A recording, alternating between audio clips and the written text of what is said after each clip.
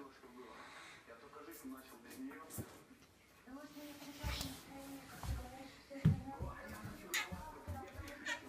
Если что. Если надо, давай увидимся, не вопрос, я приеду. Я не хочу на камере, я не хочу, чтобы камера меня приезжает. Вот я приеду без камеры. Что непонятно? Скажи мне адрес и время, сколько у тебя УЗИ, вот это с утра. Нет, приезжай вечером. Я не хочу у тебя ночевать. Я знаю, что мы приедем, обсудим все, придется ночевать мне, потому что ехать некуда в Москве. Я не хочу ночевать. Я не хочу с ними это вообще никак контактировать. Мы пообщаемся по поводу ребенка и решим дальше, что делать. Как быть? В такой ситуации он наказывает очень глупой, да? Ну, вроде как он, который